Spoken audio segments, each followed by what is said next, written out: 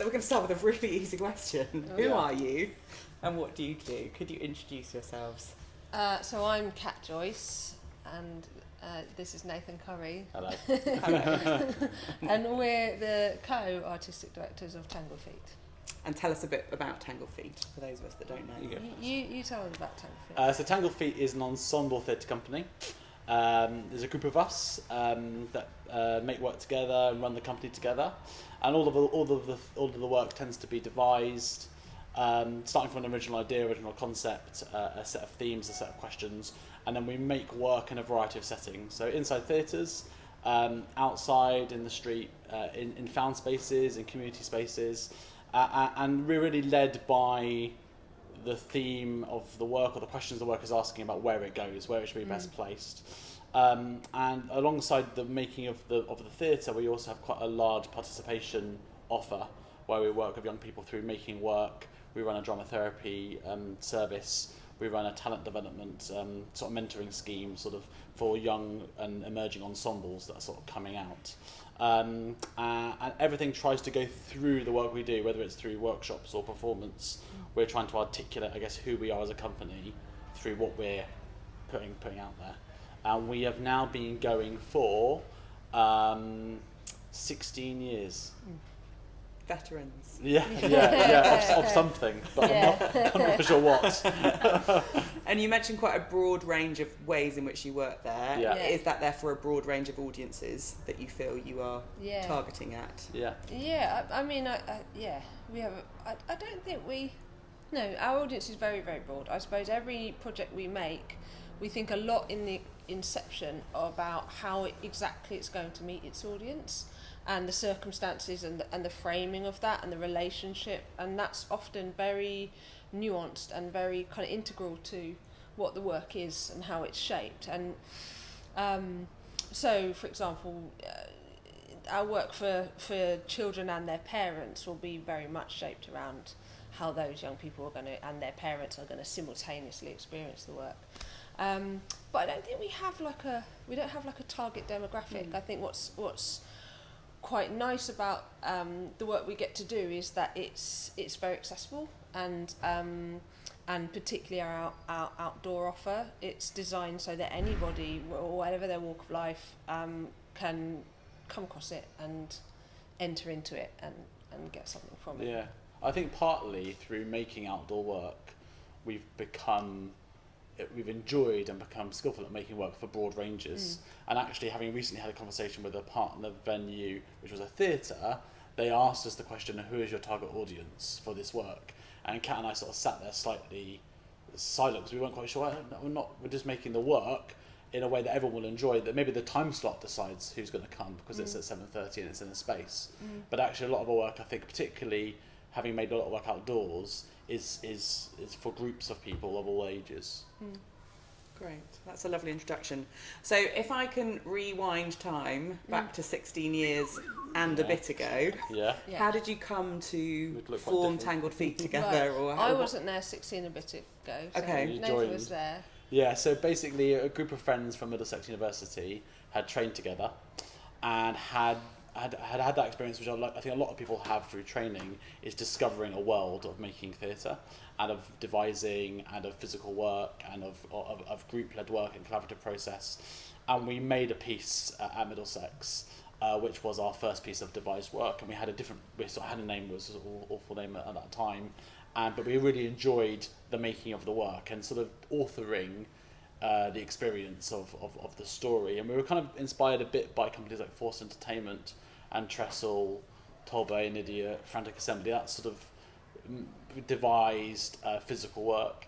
And then I, by that stage, decided I was going to be a theatre director, and someone at university, a lecturer, said, well, you should probably start a company because that's going to be quite a good way of articulating you as a director. And we just sat down together, the 10 of us, and said that was fun. Should we do it again for a year? And for a year, make work and see what happens. And 1 year from now, we'll commit to it for a year, and a year from now, see where we are. And so the show we made at university, we took to Edinburgh, and then we did it at a few little venues. And we carried on like that for 3 or 4 years, the same group, devising a piece of work, going to Edinburgh, doing some touring, kind of in a studio-based quite broad storytelling way. And then on our fourth piece was when we met Kat, and we started co-leading the company and co-directing. We started growing. I guess we found our feet a bit. We were sort of. We say this a lot when we were working with the emerging companies, is that you find your personality by making the work. You can't really work out who you are until you're not doing it. So we were doing it, and those founding members were also the performers, and they were sort of painting the set and packing the van and doing the finances, stapling the flyers, and all of that. And that basically that ethic just continued, really, because we didn't know anything else to do. That these people who had committed, I mean, the other thing I should say is that we kind of committed to run the company without taking any money for a while. Like, we'd go, well, let's just put all of the money we make, which was obviously loads, Edinburgh, like really clearing up there, back into the company. So there was this sort of personal investment, and I think partly because we were devising, and you get so much personal investment as an actor devising, and the company, it just grew as this group effort together. And over the years, we've added people have come, people have left. I mean, the core has stayed the same. There's still the same people who started it 16 years ago, but there's always been this sense of adventure of a group doing something together. And so we basically did 3 years without any funding, then got a small arts council grant, and then that sort of helped us make some steps to go, okay, we can actually pay ourselves and grow. And then Kat and I met, and we realised it was a really good partnership, and there was lots of things that we could achieve together that we couldn't do singularly. And that gave us more headspace, a bit more time, probably a bit more bravery. It gave me a bit more bravery to go, okay, there's 2 of us now, let's grow a bit more. And not to go too far down the journey, but that's when we started, I guess, going into more outdoor spaces, found spaces, much more plural ways of working. I think. Great. Well, obviously, I want to come on to ask you in much more detail about that partnership. But as you say, before we get ahead of ourselves, Kat, can you then fill in what your parallel journey was? Yeah. Coming into that point, what was your work as an artist?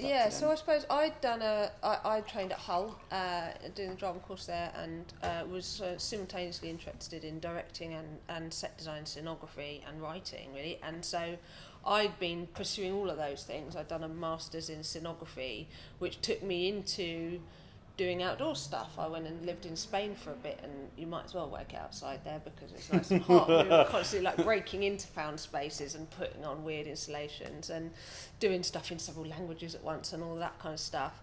And while I was doing that, I was also writing a lot and doing loads of stuff at the Royal Court, kind of playwriting courses, and getting plays to the stage where they're always in sort of in people's piles and having rehearsed readings and sort of stuck in this pipeline. And it made me really frustrated with the kind of gatekeeper function that I found in indoor theatre. And then I met Tangled Feet and was just like, oh my God, here we go, look, you have an idea and then you do it. This is just brilliant. So liberating, and got very on board with that. And so, the second show we made after Game, which was the first one I came on board with, was... Sorry, what role did you come... Because it was interesting, Nathan, you said very strongly, I decided I want to be a theatre director. Yeah. You were there talking about scenography and writing and... I came in as an assistant director, kind of because I guess one of the things you'd identified was that you wanted to work more with text and ways of generating and shaping text, which is often one of the hard things in devised work, and I suppose I had that background. So it's not that I came in really and was a dramaturg or started writing, but I suppose I've got quite a sort of texty head in one sense. So I came on as an assistant director for Game. And how did that encounter happen as Tangled Feet and you as an artist? For assistant director, and I was like, me please, and so then we did Edinburgh, did that show, which was really fun. It was a really, really successful show in lots of ways, but still indoor in a studio space. And then the following year was when we made Home, wasn't it? Exactly. And that was... I'd been in the interim to Brazil for 3 months, and while I was sitting on beaches and going around Carnival and whatnot, I was kind of thinking, could you make a show that you could take anywhere, like literally anywhere, without any of the architecture of theatre? You could just carry it in a suitcase, unpack it on this island or in this beach or in this bus station, and make something. And I kind of came home with that provocation, and met some other ideas that had been brewing, and that was when we made Home, which was our first outdoor piece of work. Yeah. And that was a lovely show to make, and we made it over 2 years, really. Yeah. Trying out lots of ideas in lots and lots of different ways in lots and lots of different spaces. But it was always a show which had performers who spoke lots of different first languages and who came in carrying their little tent and their suitcase. And it went round, we R&D'd it in schools and in nightclubs and in all sorts of weird places, and then it turned into sort of we got a grant to turn it into a proper show the second year, and toured it round English, and then we went to France with it, didn't we? Yeah. It was a really successful little show.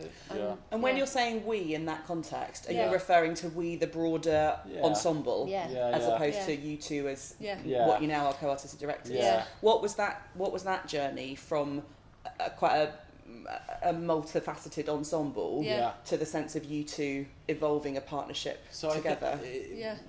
It was a very organic, slow journey of kind of being director-producers.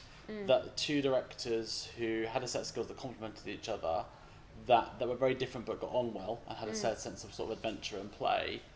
Also, the thing that Kat got really quickly is that there's a sort of parallel journey, which is the producer journey, of actually you need to be able to sort of do the spreadsheets and do the marketing and do all that as well as the directing of the plays. And I think that I recognised that really quickly. I thought, here's someone who's up for that sort of journey. And then we started to be able to gain funding, small bits of funding, to develop us as sort of the producers. So we sort of get bits of funding to write our first business plan and sort of develop ideas for new shows. And just because structurally there was a way of funding that, I think Kat and I then got slightly more time and opportunity to think and grow the company. But what we did, there was a sort of ever so slight tension, I think, which is a very natural tension, which was Kat and I were starting to lead the company forward, but trying to keep everyone else with us and together. So we invented this monthly meeting, which is before we had any core funding. We'd meet every month on the 6th of every month, no matter what day it was. Could be a Sunday, could be a Tuesday. It was the 6th, and we'd meet normally in the South Bank Centre, and we'd have a couple of pints and we'd talk about where the company was, what the new ideas were, what the funding situation was, and that was a way of Kat and I sort of going, this is the stuff that we've been doing. The other thing, I guess, structurally that was happening is Kat and I were starting to form our lives around being theatre makers. So therefore we had a freelance life where we were doing lots of different jobs, and we were sort of doing other things for other people at the same time. Okay, so Tangled Feet wasn't full time for either of you at that point. Exactly, and still isn't today, actually, interestingly. But the thing is that this I guess the power of Kat and I sit here representing a whole group of people, and the power of that structure is that you are supported so much by having those people with you. But then the sharing of that power is you've got to be able to feed back. We're developing this partnership. Kat and I think we should make work here. Let's talk about it as a group. So, and we still try and do that as much as possible, which is what is the work we, as 9 people ultimately who run the company. We are very, very much an artist-led ensemble, and our finance manager is also one of our main actors, and our participation manager is one of our main actors, and all of those people have a very, very strong artistic sense and really are really valuable leaders around the table with both their hats on. So, and that's what's very lovely, is that we've managed to sustain it this long, get to a stage where we've got some firmer footing with funding and people being paid properly and regularly to do those jobs, and can really take ownership to those aspects of the company. And that's the thing which I think is the joy of the partnership, the joy of the co-directing model, the joy of the company, and actually looking at all the other who all the other interviews are on this project. There's lots of really talented co-leaders in our sector, and I think it's because it is really joyful and fun to do it together. I think there's so many variables at play. Like last night with our show, that parking show, there was a problem with the power. We didn't quite get to start right on time. There was a problem with the sound check, working out where the benches were going to go, barrier, performers, where's my costume. two heads are really better than one of those situations. Yeah. But also right from the very start, when you have an idea and you go, I quite like to do a show which is about this here. You've just got someone else to go, yeah, but that's a bit like that show that you saw last week, and you're just remembering that. And also, there's something as well about the very nature of collaboration being so at the heart of like the best outdoor work. I just really enjoyed a show outside the Prospero show where they invite everybody up to make this mad installation with sticks and balls, and it's just that thing of creating something with your audience and being collaborative, and that sense of creativity being shared. That's what I think. That's partly why there's a lot of partnerships and lots of like. There's not personalities and ownership and auteurism as much in the outdoor world. Yeah. So it sounds like that making a show together really extends across all the different, I suppose, sub-roles within getting something from an idea to a show. Is that right? You both might bring ideas to the table. Yeah. You both might. Yeah. It's not that one person is leading on a show this time and then the next on another, or how does we that? We sometimes do that. It depends. Okay. Like it's usually very organic, and we've never disagreed about it. But there's some shows that we both end up leading because it's an idea that we're both sort of equally invested in, and then there's some where one person will take it on, the other one will support and produce sometimes, or come in and just offer some, nuggets. We've been quite lucky in a way. I think where both of us have been able to follow other passions outside the company. Both of us have been able to start families away from the company. And both of us been able to be flexible. Well, actually, I've got no time at the moment, or actually this needs my attention, or I'd like to do this. And one of the reasons why Tangled Feet has lasted for 16 years is we've always remained flexible to people's sort of passions and needs. And I think that sort of goes for Kat and I, which is actually someone's got really, really strong idea in this direction. And the other thing about making outdoor work is, and I think we found this a lot with our work that's grown in scale, actually having two directors sometimes really help because there's sometimes two different roles. There's one which is quite actor-led, and there's one which is quite technically led. And sometimes just having the ability to go, right, this person's going to go and work the actors for a few hours, while this one's going to do the sound plot or the lighting plot. And then smaller work, particularly our work for young people, and not smaller but different. Kat made a show recently using headphones. The storytelling sometimes requires a sort of focus or a one author of that, whereas the bigger work and the more plural work, I mean the actors are directors as well really. There's not just two directors, and so there's normally a process where halfway the process one of us might go, actually it feels like this, you should carry on doing this, and I'll support, or actually this feels like we're both really into it. And I started Tangled Feet so I could be a theatre director, and I think Kat and I run Tangled Feet so we can direct work. So it's got to fulfil the work. It's got to fulfil our passions and our artistic needs. And as long as we keep being honest about that, then it'll be fine. You mentioned earlier, I can't remember who it was that said this, I think it was maybe you, Nathan, you talked about that you might have different approaches or different perhaps processes as artists in a process together. And then you mentioned that maybe this was in a specific context, but you haven't often disagreed about something fundamental, say, with a show. What are the qualities that you admire in each other that have enabled that kind of relationship, which seems very extraordinary? I think we have a very complementary set of skills which together make a very rich palette. So there's things that Nathan is brilliant at that I'm crap at, and I probably wouldn't say vice versa, but we just have our strengths. So I think my strengths are probably strategic, structural, textual, design in 3D. And just to interrupt, when you say strategic and structural, you're meaning within the making of a piece of work, or in terms of company direction and development? I'd say both. And quite often I think that one feeds into the other. So like being able to look at the big picture, scan out and see the big picture and go, where could that fit into this? Or is there like a meta-narrative here? Is there a season to be made out of it? That kind of thing. I'd say that just to add into that, I think that's the reason why I find it very easy to work with Kat artistically, but because Kat has such a rigorous brain and a way of attacking a strategic or a specific problem that I know it's been thought about quite a lot. So when Kat probably says, I don't think this is right, I know it's been analysed. It's not just off the cuff, it's been thought about, which I think and that's been from the very start. And I think that's really helpful because I know there's been a process there, so probably that process means that we're going in the right or wrong direction. And I think making the first show, the other thing that happened was that I went away for a little bit to do something else, and Kat sort of was the director, and it was brilliant. I mean, coming back in to watch the work, it was so fantastic. It was so different and surprising and funny. Everyone was having a great time. It felt like, this is I felt really, really safe. And I think actually being a theatre director can sometimes be quite lonely because you're making lots of decisions on your own, and you've got to share that process. And then also, I guess at the start of projects, I tend to do a lot of the broad brushstrokes of, right, we're going to make it here with these people with this and then just get it off the ground, and then as we go forward, to start shaping it a bit more.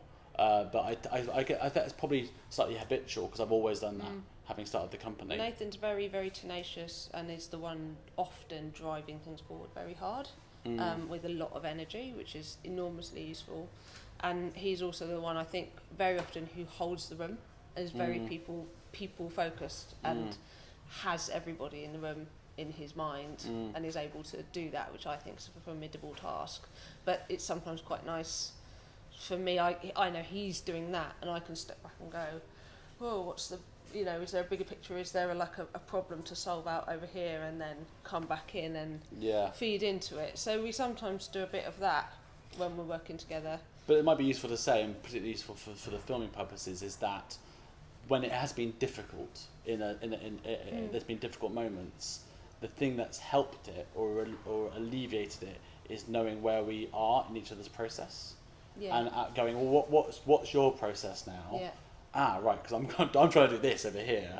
And actually, it's about knowing, not necessarily knowing where we're headed, but knowing where we are in that different process. I know it takes a long time to it took years. Learn to do and learn how to tease out the knots. And how do you know that now? Is it an instinct? Have you developed a shorthand for understanding each other's There processes? Is all the shorthand. There's also been we have honest conversations about it, don't we? So have had productions that have been hard for some reason, and we tend to sit down and analyse why and what's gone wrong. And do you plan and structure those honest conversations into a process, or is it happens naturally?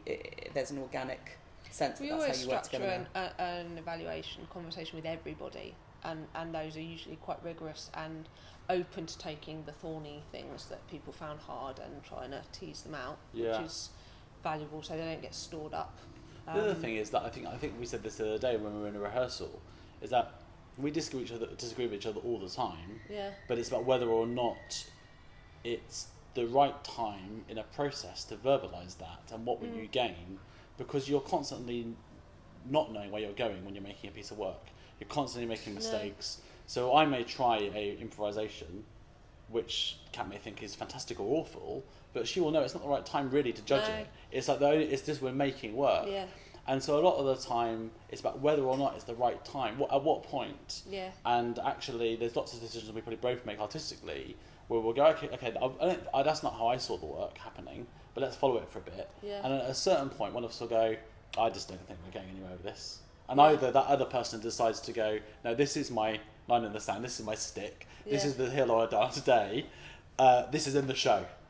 And there's lots of examples I can think of, mostly my own, which is we're definitely doing that. And for 3 or 4 days in rehearsal, you think it's the best idea in the world.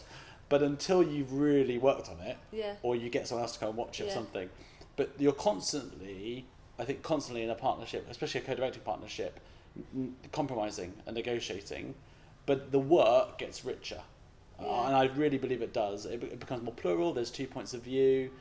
There's bits actually from watching that parking show last night in Woolwich, which are actually I was thinking, actually that's richer because there was this argument about that bit, and actually we really, really had to decide what it was. And there's someone to check you in the room, I think. And I think sometimes if directors do sort of disappear up their own proverbial, that someone else can go, no, what are you doing? That doesn't make any sense. And also, at the end of the day, I think we both have, and what's so lovely with the performers in Tangled Feet is, there's always a unanimous sense when something does work. It's everyone's there it is, there's the gold. And that's very shared. And so there's sort of that thing where you can, you can sit back and let someone try something. You think that maybe they're going for something. Maybe, and it might take 10 minutes, it might take an hour and a half, and then sometimes you get an explosion of, and everyone goes, "Oh, that's amazing, that's great." And sometimes it doesn't work. And it's a load of rubbish. But that's so true. And also that's about time, isn't it? Because I think that making theatre takes time, but also building a partnership takes time, and we have to learn about each other over years. And that's partly about spending time with each other, going to festivals, spending time with each other's friends and families. Holidays, you sort of learn more about each other. And actually, that if people are starting on a partnership, it really is not until 3 or 4 years before you can start to know what it is. Well, that's a perfect segue actually, because I wanted to ask if we could zoom out a little bit from Tangled Feet and your partnership within that context to sort of life outside and around Tangled Feet for both of you as individuals, but then also for your relationship with each other. You've both mentioned that you take on other work outside Tangled Feet. Is that in similar roles? Is that in directing roles, or is that in other kinds of capacities as artists? I think for me, I was always fairly adamant that I would have a directing role away from the company, and that would be normally new plays, pieces of writing, bits of stuff that I couldn't do with Tangled Feet, having committed to a sort of devising process, but working with a writer and sort of going down that. And I worked at the Bush for a while and did plays at Hampstead and at Lyric Hammersmith. And that fulfilled me for a while, artistically, not really financially, but it fulfilled me in one way. But it became harder and harder for that work to sustain me, kind of artistically, because a lot of things have been decided before, but also the process was so short. It was like you got 3 weeks to do a play. So I actually got involved more in producing and programming and working on festivals or on projects, and so I worked with Bradley at GDIF for a few years programming, and that was really, really brilliant because you sort of get all of the fun of devising and producing work without the rehearsal bit, but just enjoying the sort of what we're going to offer, what we're going to create, and so I tend now, I guess, to do more work which is either supporting other people with programming or supporting other people with making work than directing plays. That sort of happens every now and again. And then the other thing that sort of sustains us both a lot is working with young people. So a lot of the other work I'm doing is kind of at universities or in workshops as a workshop leader. And somehow, I mean, it's sort of luck and a bit of hard work have created a sort of career of those things. So I don't do anything all the while. It's all bits. So Tangled Feet employ Kat and I for 2 days a week, and then the other 3 days we're doing other things and involving looking after family members as well. So that's sort of, and it's all a bit of a mix of that. But it's those things. It's nice because it means Tangled Feet never goes into hard competition with other elements of our life. So we both get to parent our small children, be at home with them when we need to be or want to be, and also make work, which is very, very fortunate position. And then obviously your PhD took a large part of your life. That took bloody ages. More than 3 days. It did. I was like, I'll just slot in a part-time PhD. What and was then the it took PhD in? it was in how practice like Tangled Feet, which is collaborative and devised and multi-authored, and in found spaces, kind of challenges some of the traditional structural architectures of theatre in England, which tends to be writer-led, indoors, all those sort of things. And so it was practice-based and theoretical. Maybe that's why we complement each other, because I'm busy directing a new play, yeah. and you're writing a thesis, tearing it down. So that took much longer than I planned it to, and I had 2 kids in the process of doing it. So I'm sort of just coming out the other end of that and then going, well, I've got a bit of capacity now. What am I going to do with it? And you have a friendship as well as a professional partnership. It sounds the way you describe each other's families and friends, your those lives. It's a very big extended family, Tangled Feet, and we do go on holiday, en masse sometimes, and we'll go to each other's weddings, and we'll find opportunities to hang out, which is lovely. And you find that feeds the work, or? It definitely feeds the relationship of honesty and openness, and sort of be able to be vulnerable with each other, or be a bit like, I'm really worried about this, or this is the thing that's happening in my life, and an openness and honesty, I think, feeds the work ultimately, because you're happy to say stuff and you know it's going to be sort of received. It also, I think it feeds into us being, I think we're very successful at being a family friendly company, and that's really important, something we've tried very hard to do, but yeah, everybody's families are kind of everybody's responsibility. You know, someone's got an ill child, we'll sort that out. Somebody needs to be at home for half term, can't do that tour, we'll sort that out. You know, there's a level of forgiveness because it does feel like everybody's family together. Which again is one of the things that means it sustains us long term. It means people don't have to go, well, actually, do you know what, guys, I can't do it anymore because of these competing responsibilities. Yeah, I was thinking back to when we first met and something you were saying about that sort of initial how we met, and I think it was reminding me how people driven the company is, and how, I mean, people driven theatre is, but particularly devising, and actually it was the right person at the right time and the right set of relationships. And a lot of Tangled Feet rehearsals are a lot of fun. I mean, you know, making that parking show was kind of some difficult moments, but kind of a lot of slapstick, a lot of buffoonery, a lot of clowning, and actually spending time together, laughing and playing, and talking about big subjects, but being playful. There was a set of personalities where we enjoy playing. So therefore, that just goes outside work. So like going to things, going to festivals. The danger of it, and I feel sometimes we slip into it, is that you just talk about work all the time. That you don't your friendship in a way suffers because it's sort of, you don't get the off switch where you just go, let's just be our off work personalities together. Yeah. But then there's loads of other benefits to that as well. But there's a slight risk in that. That's a really generous insight into the sort of holistic sense of that partnership and relationship outside of work. Thank you. We're going to wrap up with some quick fire-ish questions, which are being asked across all of the partnerships that are being interviewed under this particular series for the Vault. So the first one of those to offer up to you individually is what is each of your earliest memory of seeing something outdoors? I thought about this, and I can't remember seeing any outdoor work when I was a child. I can remember being taken to galleries and theatres and all the rest of it. But last night we were in Woolwich. I grew up in Woolwich, and doing this parking show and just seeing Woolwich transformed like that. Oh, I would have loved that as a child, but it wasn't there when I was a kid. So the earliest thing I can remember is when I was 20 and I was in Guatemala, and there was this piece. We ended up in this village in the mountains, and they came across this thing the whole village was doing, and there was this kind of pantomime story with conquistadores versus the Mayans. Everyone was loving it, everyone was involved. It was this big shared investment in story, and that really stuck with me. Just, what is this? Yeah, and kind of took that on, I think, and went back with it. What sort of age were you at that time? Yeah, I was 20. Okay. Yeah. Okay. Nathan? So I can remember being a bit younger, and I've got no idea what it was, but we were in France and we were in a little town, and there was an outdoor festival. And now I know, having visited those, they're just very common and very, very popular, and they happen all the time. And like many things the French do well, they do that very well.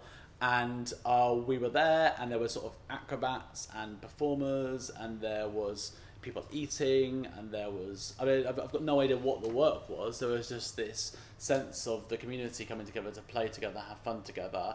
And I remember the style of the work being very, very silly. And I loved that. I was like, this is really silly. And I remember my dad saying some sort of comment about that. It's like, this is the French, they do these things, they're very silly, and like they just like behave this way all the time. And I was like, cool, this is great. And then I probably just forgot that. And then I was thinking about this morning. I remember being in university and going to a world famous show, and sort of discovering that whole world. And then probably about the year after going to Winchester Hat Fair, actually, and going, oh, actually, this is all the same sort of stuff. Like, actually, there was a big gap in between, which was probably getting stuck inside buildings and making plays in buildings. But actually, I was like, oh, there's stuff here. There's people just making work outdoors. And now I can see those connection points for me, that actually there was that initial experience very young, which probably people were having in Woolwich last night, and the founding of memories that they'll come back to on a video in 20 years' time and go, oh, it was that. And then there's those other bits that I can now connect as being sort of like the introduction to a world. So this follows on quite nicely then to that answer, I guess. Who has been an inspiration in your work? Oh, You know what I like? Those, and this is like, I'm not going to name companies here. I really love those great big huge like cultural, religious, weird celebrations like Semana Santa. Love that. Going somewhere where everybody's invested in something, and it's like, what is this mad ritual that everybody's... So I seek those out and try and go and see them, and then try to hold on to little bits of them and the feeling that they give me. Yeah. Great. So experience as inspiration as opposed to... Yeah, like as opposed to like particular companies. I could name millions of bits of work that have just filled me up and filled me with joy and moments of just wonderful connection with audiences. I was thinking about this in a slightly different direction. I was thinking about in terms of like inspirational leadership and sort of a person, I guess, who's inspired us both, and that's Deb Mullins from EEA.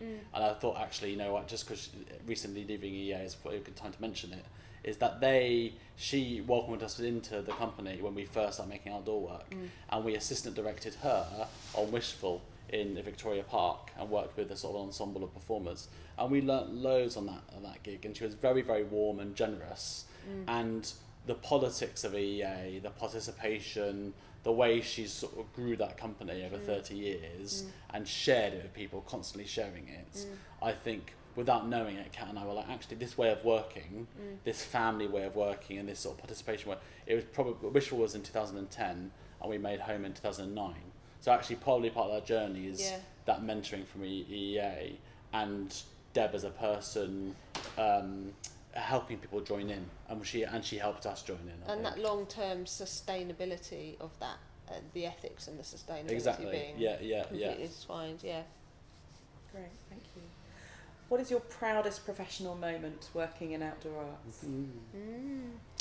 I probably 1 million in Woolwich, I think. Like, we had a moment where we managed to pull it all together. It was our first like big spectacle show, and it was just so huge. We'd kind of scaled up so fast, didn't we? We went from Home in 2009, where we had 7 actors holding tents, to making 1 million 2013. 4 years later, we had a crew of 30, 125 performers, this massive scaffold, 20 grand of pyrotechnics, and it was all just like, you know, that it was just such a big machine that we cranked the handles, and then the final moments just were so...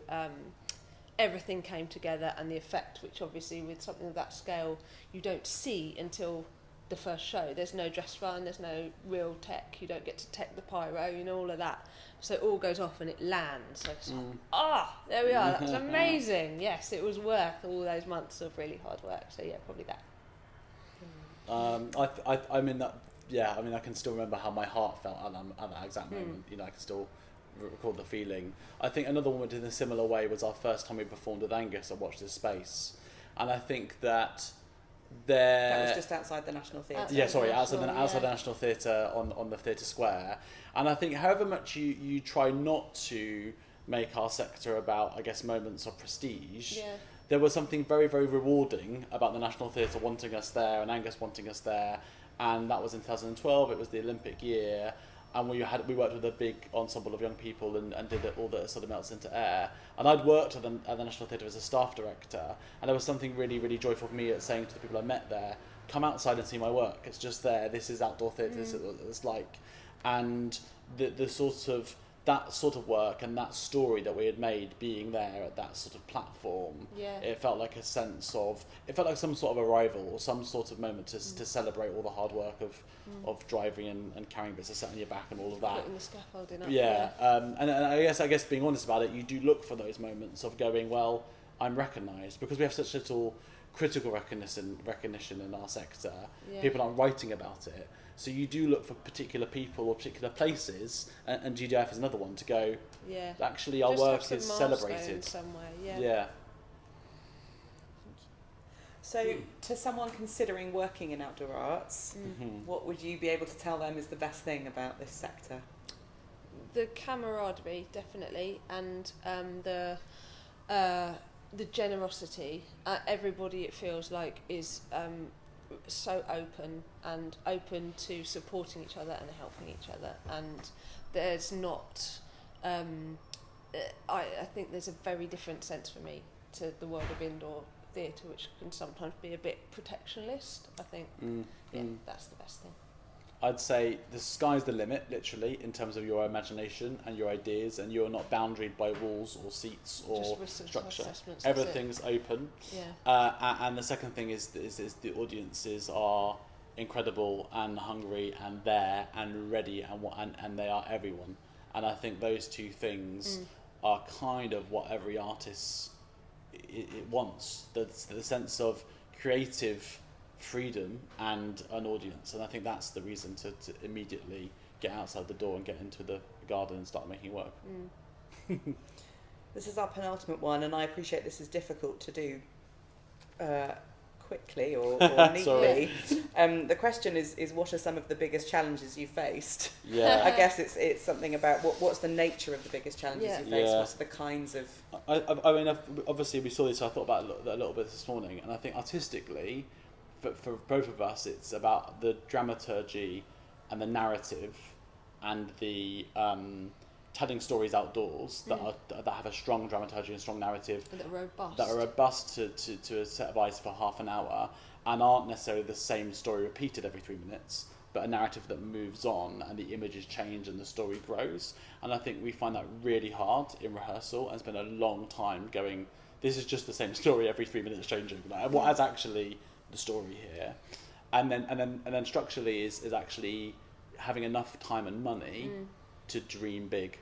And there is time and money to make. There's time and money to do projects. There's time and money to make to have funding and make a show.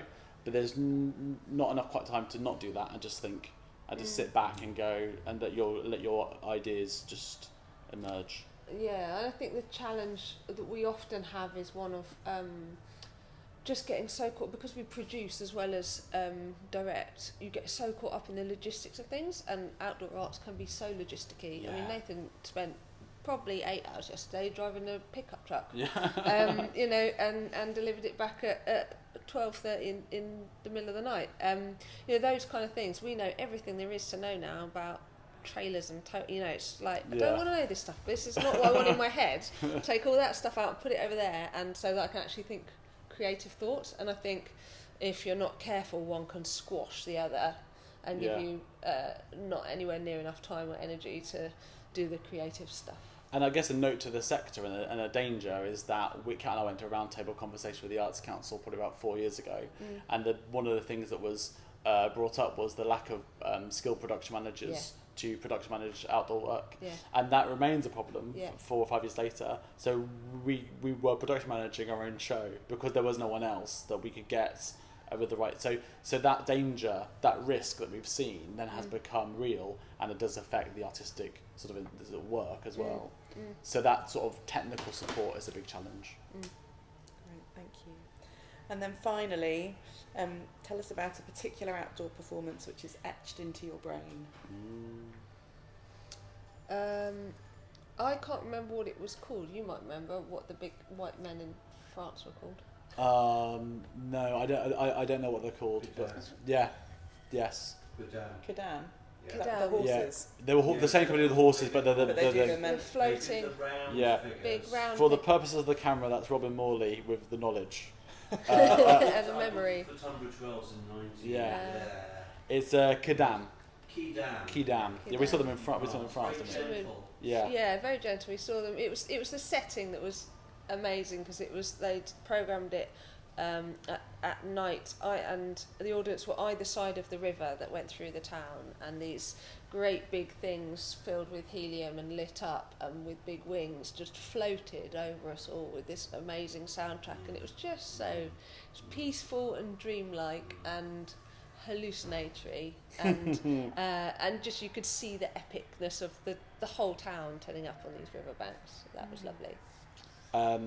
I would say Kamchatka, which are a company that are a group of performers that kind of improvise within the surroundings. They have a suitcase, they have a jacket, and there's seven or probably 9 of them, and more, and they move around the place they're in and they improvise what they find.